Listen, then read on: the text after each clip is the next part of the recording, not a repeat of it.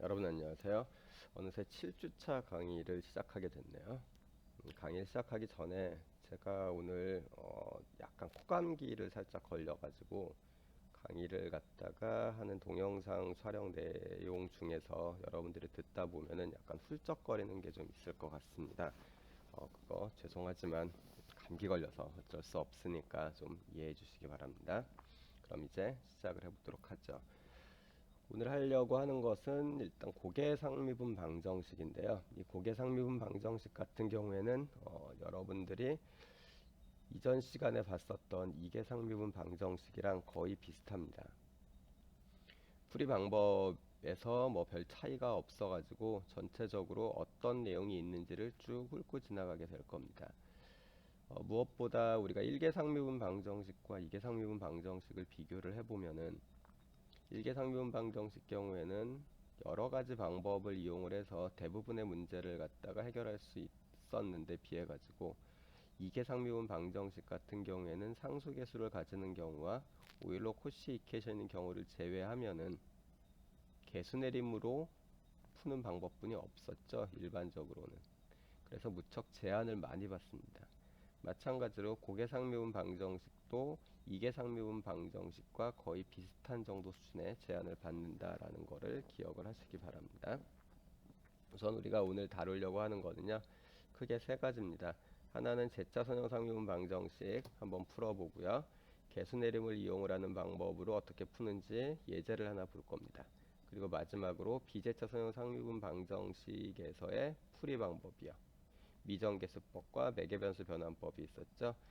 특히 그 중에서 이 매개변수 변환법 부분에서 공식을 일반화하는 걸 통해 가지고 이계상미분 방정식에서의 식이 고계상미분 방정식의 식에서 그대로 나온다라는 거 정도를 한번 보도록 하겠습니다. 자, 그럼 이제 시작해 보죠. 우선은 기본 개념인데요. 제차상미분 방정식 같은 경우에는 앞에서 이계상미분 방정식을 이야기할 때 했었던 것처럼 상수계수가 0인 경우를 뜻합니다. 그리고 비제차인 경우는 상수계수가 있는 경우, 0이 아닌 어떤 함수 형태로 나타날 수도 있죠. x에 대한 함수로요. 그리고 우리가 이제 n개 상미분 방정식이다라고 이야기하는 거는 주어져 있는 방정식 텀에 n번 미분한 항이 있으면 돼요. 즉 y에 n번 미분한 항이 들어가게 되면 그거를 n개 상미분 방정식이다라고 이야기를 하고, n개 상미분 방정식인 경우에는 일반해를 구해서 해집합을 구성을 해보면은 베이시스가 n개가 나타나야지 됩니다. 우리가 달랑 2개 정도 있을 때는 이 두 개가 서로를 만들어내는지 아닌지를 알기가 그래도 비교적 쉽거든요. 그런데 이게 한 3개 정도만 되더라도 나머지 2개요.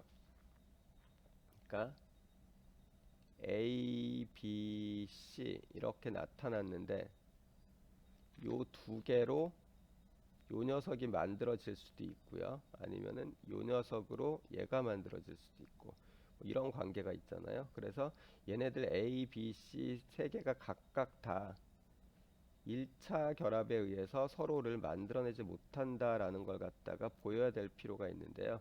그런 이야기를 하기 위해서 용어를 조금 정의를 해야 됩니다. 조금 전에 제가 이야기했었던 1차 결합이라는 용어요. 우선 그거는 우리가 해집합의 베이시스로서 문제를 풀면은 y1부터 yn까지를 구하게 될 텐데, 이 녀석은 일단 1차 결합으로 표현을 했었을 때 서로를 만들어내지 못해야 되거든요. 그래서 1차 결합이라는 용어를 먼저 정의해 보면은 지금 보시는 것처럼 각각의 원소에다가 함수죠. 각각의 함수에다가 상수 K1, K2 이런 것들을 쭉 붙여가지고 곱해서 더하는 거를 우리가 1차 결합이라고 이야기합니다. 얘를 1차 결합이라고 얘기하는 거는 어떤 미지수 y가 있을 때 여기에 k가 이렇게 딱 곱해진 요 형태가 1차 함수 형태잖아요. 이런 것들의 결합이다 라는 의미로서 1차 결합이라고 얘기를 합니다. 그리고 만약에 y1부터 yn까지 1차 결합을 한 결과가 0이요. 0으로 나타날 수 있는 경우가 k1부터 kn까지의 개수들이 몽땅 다 0인 경우 말고는 없으면은 그걸 갖다 우리가 1차 독립이라고 얘기합니다. 만약에 주어져 있는 y1부터 yn이 서로 1차 독립이라면요. 이 말이나 동치명제가 됩니다. 그런 경우에 우리가 1차 독립이라고 하고 1차 독립이 아닌 경우인데요. 그걸 1차 종속이라고 합니다. K1, Y1 더하기 해서 쭉 나타나는 게 0이 됐는데 K1부터 KN이 0이 아닌 경우죠. 전부 다 0이 아닐 필요는 없어요. 이 중에 한 개만 0이 아닌 경우에 우리는 이걸 갖다가 1차 종속이라고 얘기를 해요. 베이시스가 되면은 항상 1차 독립이 되어야 되는데요. 왜 그런지는 식을 간단히 분석해 보면 되는데요. 자, 한번 봅시다. K1, Y1 더하기 K2, Y2 더하기 K3, Y3 이퀄 0 이런 녀석이 있는데 K1, K2, K3가 만약에 0이 아닌 경우가 존재한다고 해보죠. 그러면은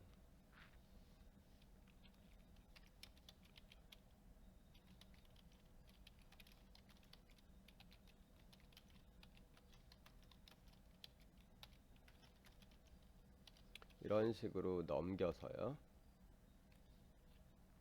양변을 마이너스 K3로 나눠주면요. 0이 아닌 경우가 일단 있다고 했으니까 생각하기 쉽게 K1, K2, K3가 몽땅 다 0이 아니라고 해보자. 혹은 뭐 K3만 0이 아니라도 상관은 없습니다. 나눠주고 나면은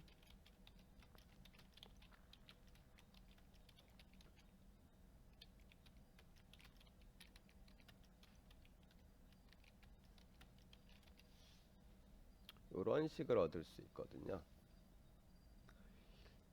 이 이야기는 y3 같은 경우에 y1과 y2의 적당한 상수를 곱해주면은 만들어진다는 얘기가 되잖아요. 근데 아까 뭐라고 그랬어요? 베이시스인 경우에는 y1, y2, y3가 서로의 1차 결합으로서 만들어지지 않아야 된다고 그랬었죠. 때문에 만약에 1차 종속이면은 그 세 개는 베이시스가 안 됩니다. n개 상미분 방정식의 일반 해의 집합이 n차원이라는 이야기는 베이시스의 개수가 n개란 이야기인데요. 즉 서로 1차 독립인 원소들의 개수가 n개가 있어야지만 최소 개수입니다. 최소한 n개가 있어야지만 주어진 일반 해의 집합을 전부 다 표현할 수 있다라는 뜻입니다. 따라서 1차 독립인 함수 y1부터 yn이 n개가 정확히 나와야 되는 거죠. 1차 종속이면 안 돼요. 이 말은 우리가 어떤 미분 방정식을 풀고 난 다음에요. 물론 제차 형태입니다. 이 제차 방정식을 풀고 난 다음에 n개의 함수를 갖다가 얻었을 때 그 n개의 함수가 1차 독립인지를 갖다가 확인해 보는 걸로써 어느 정도 검산을 해볼 수 있다는 이야기입니다. 1차 독립의 형태로 나온 함수를 갖다가 이렇게 표현을 해 놓고요. 1차 독립일 경우에 이 녀석을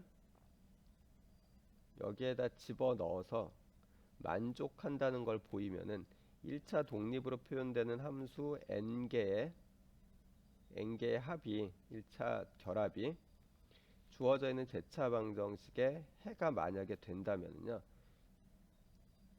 제대로 풀었다라고 볼 수가 있겠죠. 이런 방법으로 검산을 하기도 합니다.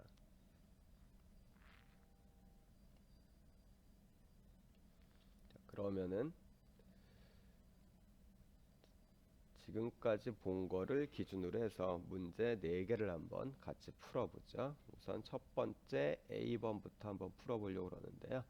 형태를 보면은 A번, B번은 상수계수를 갖는 재차 방정식이고요.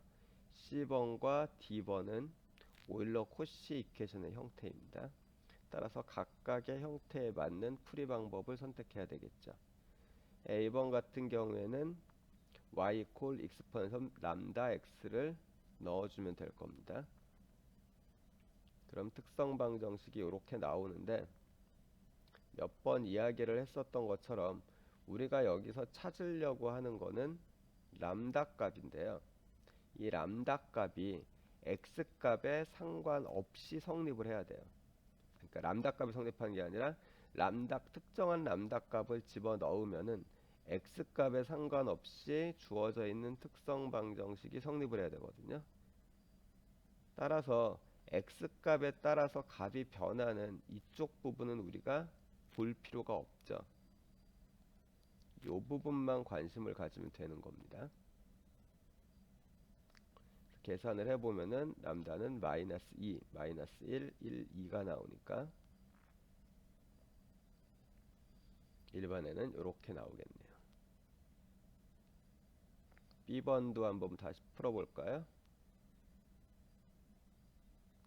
자, 어떻게 풀어야 될지 정도만 한번 생각을 하고 여러분들이 보시면 됩니다. y는 exponential 람다 x 집어넣고요. 그럼 똑같이 특성 방정식 아까 이야기한 것처럼 exponential 부분은 필요가 없어서 제거한 겁니다. 이게 나누기를 한 게 아니에요. 자, 인수분해하면은 이렇게 나오고 따라서 람다는 0이랑 1이 나오는데요. 자, 얘는 지금 중근이고요. 얘는 3중근이겠죠. 그러면은 표시가 어떻게 되겠어요? 중근 같은 경우에는 익스포넨셜 0 곱하기 x가 되죠. 이 얘기는 1이란 이야기네요. 그리고 중근이니까 여기에 x가 곱해져야 되죠. 그래서 1과 x가 여기서 나온 거고요. 1 같은 경우에는 익스포넨셜에 x승이 하나 나올 겁니다. 그 다음에 앞에 x가 곱해져야 되죠. 그리고 3중근이니까 x를 한 번 더 곱한 녀석이 있어야지 될 겁니다. 그래서 이렇게 총 5개가 나오게 돼요. 5개 상미분 방정식이니까 5개 나오는 게 당연하죠. 이렇게 됩니다. 자, 그럼 C번으로 넘어가겠습니다. 자, 이거 오일러 코시 이퀘이션이라고 그랬어요. 그럼 뭐를 넣어야 되죠? 네, y equal x에 m승을 넣어야 되겠죠. 이거를 넣고서 식을 쭉 정리를 하면은 이렇게 나오고요. 이 상황에서도 마찬가지로 x 값에 상관없이 주어져 있는 식, 이 녀석이 항상 성립하기 위한 m 값을 찾는 겁니다. 즉 x에 대한 항등식이 되기 위한 m 값이 무엇이겠느냐라는 질문이거든요. 따라서 우리는 이 부분이요. 얘만 해결하면 되겠죠. 계산을 해보면은 m은 1, 2, 3이 나오네요.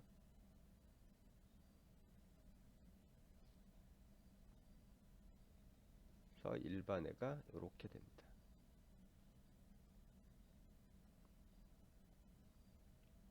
마지막 D번인데요. D번도 오일러 코시 이퀘이션이라 y equal m을 넣으면 되고요. 특성 방정식이 이렇게 정리가 되니까 얘네들 인수분해하면 n-1에 3승 이퀄 0이 나옵니다. 따라서 3중근을 갖는 m1이 나오고요. 일반에는 이렇게 되겠네요. 오일러-코시 이퀘이션이니까 중근이 나올 때마다 ln을 곱해줘야 되는 거죠. 자, 요 장면까지 오면은 우리가 궁금한 거 혹은 걱정거리가 하나 생깁니다. 대표적인 걱정거리가 어떤 거겠어요? 그렇죠. 주어져 있는 녀석이 사실 2계상 미분 방정식일 때는 2차 방정식만 나와서 별로 문제가 아닌데요. 보시는 것처럼 만약에 5계상 미분 방정식이 등장을 하면은 이 방법으로 풀려면 5차 방정식을 풀어야 되거든요.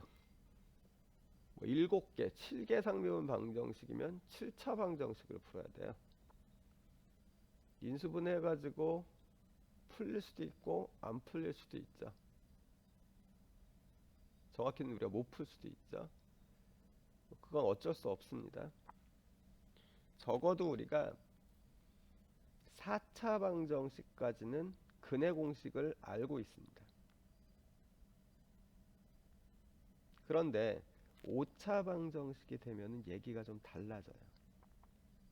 1800년대 초반에 아벨이라는 수학자가 5차 방정식부터는 일반해가, 즉 근해 공식이 존재하지 않는다는 것을 증명해 버렸어요. 증명을 하지 않았으면 아직도 찾고 있을 텐데 증명을 해가지고 5차 방정식부터는 우리가 2차 방정식 근해 공식 쓰듯이 그 근해 공식에 집어넣으면은 2차 방정식이 어떤 형태든지 다 근이 나오잖아요. 그런 형태의 근해 방정식이, 근해 공식이 3차랑 4차는 있는데 5차는 없습니다. 우리가 모르는 게 아니고요. 아예 없어요. 따라서 5차 방정식부터는 케이스 바이 케이스로 적당히 제일 편한 방법은 인수분해고요. 그게 안 되면은 뭐 다른 방법으로 풀어야 됩니다. 이짓저짓 해봐야 되는 거죠. 여러분들 같은 경우에 우리가 평가 시험을 볼 때 고등학교를 우수한 성적으로 여러분들이 졸업을 하셨기 때문에 어느 정도 수준이 되면 풀 수 있는 정도 수준의 문제로 줄 겁니다. 그러니까 너무 못 푸는 형태가 나오면 어떡할까에 대해서는 일단 걱정은 하지 마시고요.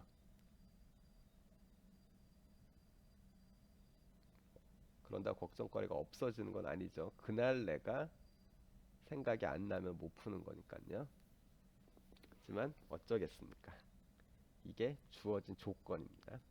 자, 그럼 일단 제차 선형 상미분 방정식에 대한 이야기는 여기까지 하도록 하죠.